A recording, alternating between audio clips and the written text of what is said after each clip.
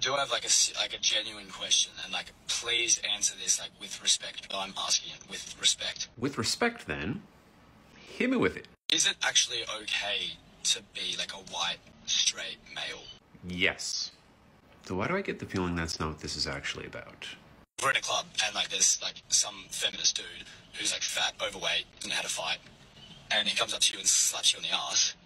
Who are you coming to get to help you? I can tell that you think the answer is straight white men. Newsflash, it is not. Overwhelmingly, it is women who come to the aid of women who are being harassed and assaulted. And the simple explanation here is that women can empathize with other women. And research has consistently found that the ability to identify with or relate to people who are facing harassment or violence is a major factor in deciding whether to intervene. Men, on the other hand, are more likely to say that it was none of their business or that they simply did not feel responsible. You can march all you want, you can dye your hair any color you want, you can grow your armpits out as long as you want. I don't give a fuck. I don't know, it kinda sounds like you do. But you're not doing anything.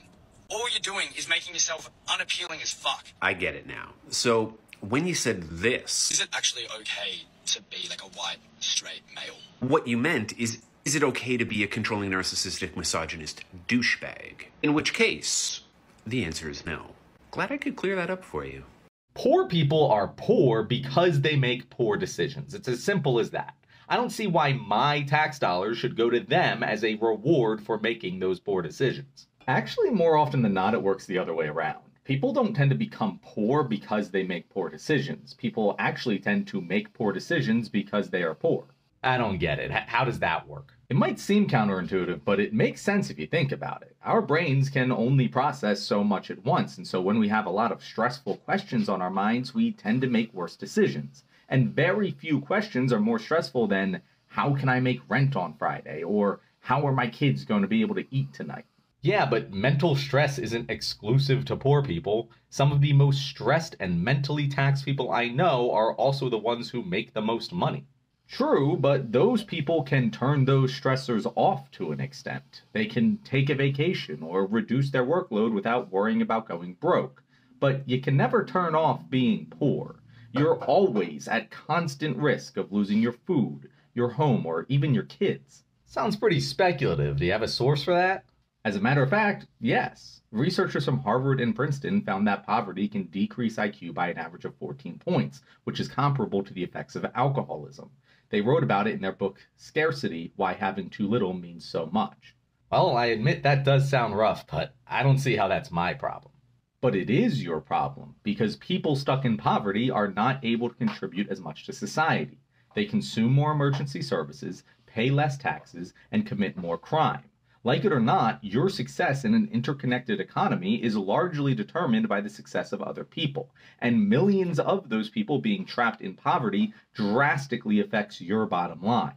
Just hoping they get themselves out of it despite having less resources while experiencing cognitive disadvantages on par with alcoholism is not a very smart strategy for improving our economy.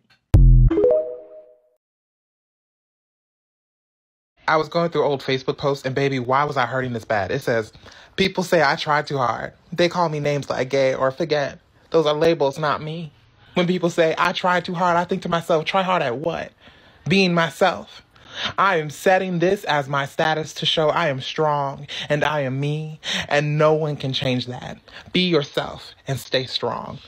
Okay, Martha, throwing first stones. Okay, diva. And when it comes to this video, Madeline turned him every which way but loose. Let's see. I made a video talking about how, as an American, if I want to be on the right side of history, 99% of the time, the easiest way to do this is just to not agree with anything the United States government is telling me. If the United States tells me a country's my enemy, it's probably not. If the United States tells me somebody's my ally, they're probably up to no good. This is the simplest shortcut to having a pretty good opinion about foreign policy that you as an American can take if you don't have time to research things. Fortunately, I do have time to research things. And that is why when this person said, if you don't like it here, you should try going to North Korea, Iran, or Afghanistan, I had to laugh. These are hilarious examples of other countries to choose, and I will explain why. First of all, North Korea, I as an American am not allowed to visit. I think I spent a lot of my childhood assuming this was because North Korea didn't want people going there and seeing what was going on. Actually, people from other countries can and do visit North Korea, but you know who's not allowed to visit North Korea? Americans. And it's not because North Korea won't allow us, but our own government will not allow us. Instead, they're content to make sure anything we think we know about the region comes from one source, primarily Radio Free Asia, a fake news source started by the CIA with the expressed goal of being anti-communist propaganda. Any weird story you've heard about North Korea, like that everybody there has to get the same haircuts? Yeah, that probably came from Radio Free Asia, which to this day is funded entirely by the United States government. So, babe, I cannot go to North Korea because the United States will not allow me. Because they do not want Americans to see the disconnect between the propaganda machine that they have created, telling you things about North Korea, and what actually happens in North Korea. The second example, Iran, is somehow even more perplexing for you to bring up. Because if you know anything, you know that the democratically elected prime minister of Iran was overthrown in a violent coup by the U.S. government. Why? Because he was going to nationalize the oil fields in American business. So instead, we overthrew him and installed a right-wing dictatorship that was sympathetic to American interests. A puppet government, if you will, that so violated and infuriated the Iranian people that they overthrew our puppet government, dispelled all of the Americans, and put in instead a reactionary government whose main goal was to oppose U.S. intervention in any capacity. Everything you don't like about Iran, babe, you don't like because the United States government did it. That's right. My country, the United States, destabilized all of Iran for decades, dismantling their democracy because their democratic voting process led to a result that was not favorable to us. Not exactly the most ethical course of action, if you ask me. And last, Afghanistan. I can only assume you must be extremely young to include Afghanistan on this list, because if you have been alive for nearly as long as I have, I am 37 years old, the United States efforts in your lifetime to destabilize Afghanistan. The CIA was so heavily involved in Afghanistan, funding and training covert terrorist organizations there to fight against communism in the region, that we actually kind of created a big problem for ourselves. What was it? Say it with me. The Taliban and Osama bin Laden. Yes, all of that came from CIA funding in Afghanistan. Then our government proceeded to bomb the shit out of Afghanistan in the wars that followed 9/11. We didn't like what we had created, I guess, displacing nearly 6 million people in Afghanistan. So everything you don't like about Afghanistan right now, yeah, that's directly the result also of the United States. This is what I mean when I say, if you want to know what opinion you should take about foreign policy as an American to be on the right side of history, USA bad is the opinion that will get you to the right place 99% of the time. Moral of the story, we not welcome over there.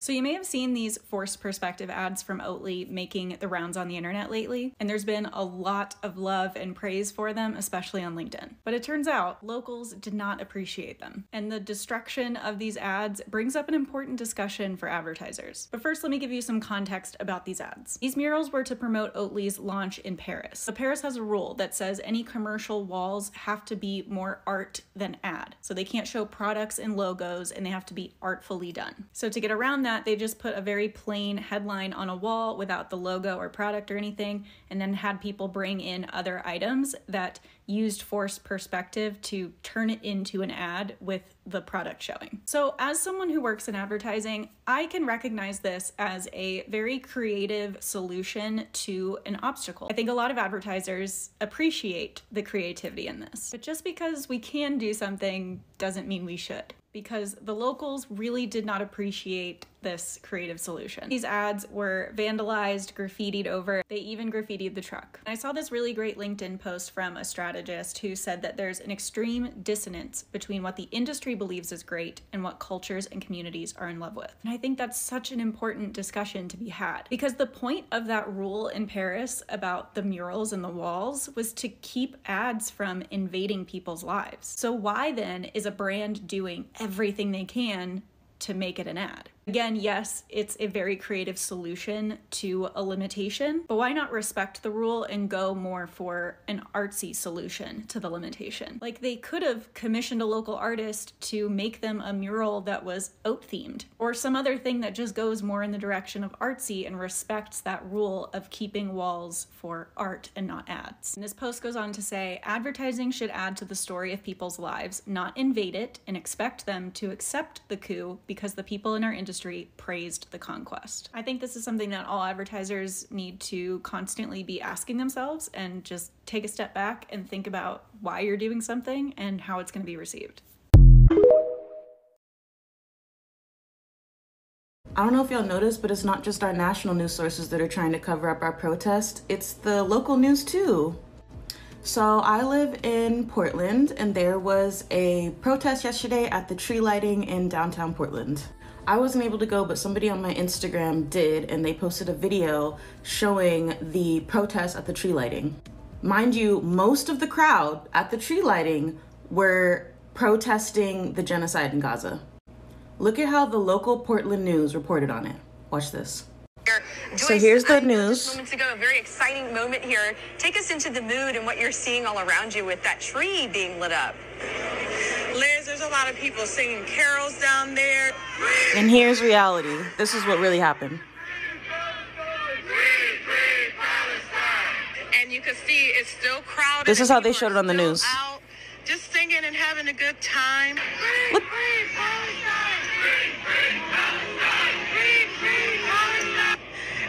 Right now, you can look how they're barely showing it. Christmas carols right now.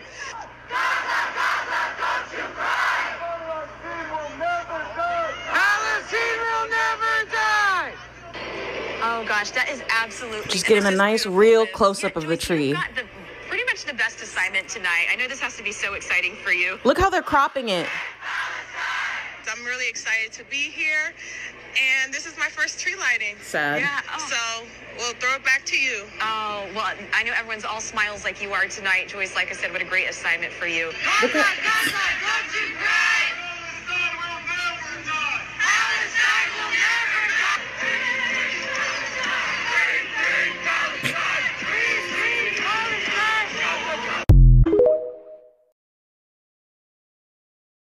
land back, don't forget Mexican people, because they have more ownership of many parts of this country. Just to clarify, land back has nothing to do with the ownership of or the right to land. What land back demands, dreams, and desire is the return of land as our relative and the restoration of our relationship to a relative. And with such a return comes a transformation of our society and of our humanity. And by reducing this movement as just a transfer of ownership, that is simply an act of colonization.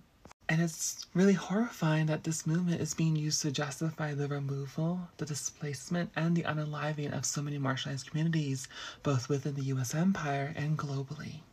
When you speak on land back, just be careful with what the words you're saying and how you're saying it. Thank you.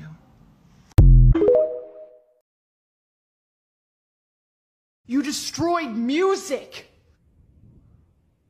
Give it up for fuckface, everyone! You see the socialist candidate for president, Claudia de la Cruz? Her platform gets better and better every day. She is marching for the liberation of Palestine. She's calling for an end to billionaires. She's in support of black rights, queer rights, women's rights, workers' rights. I think I'm going to vote for her. But it doesn't matter. You can't vote for her anyway. What do you mean? Like, she's not going to be on the ballot? I see the confusion. No. You only have one option. You have to vote for this guy who was born 20 years before the civil rights movement. And as a result, has all of these internalized mechanisms for white supremacy so that he thinks he's like a little bit better than all people of color. And you can see that in action right now because he is currently bombing thousands of innocent children on the other side of the planet. And the whole world is begging him for peace, but he just keeps rejecting their cries for peace with this really malevolent, creepy smile. And don't even get him started on younger people. He thinks y'all are going through the craziest phases, what with the gayness and your gender and all those things. I mean, like, how do you even know who the girl is? Am I right? Anyways, yeah, you're gonna vote for that guy. Are you high? Why would I ever vote for him?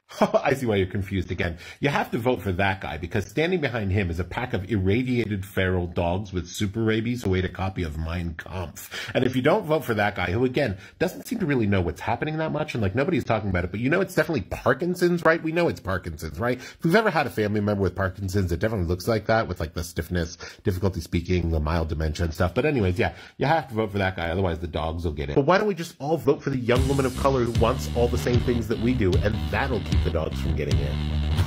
You just don't understand politics, do you? Yeah. Gun in the holster be right in the upholstery.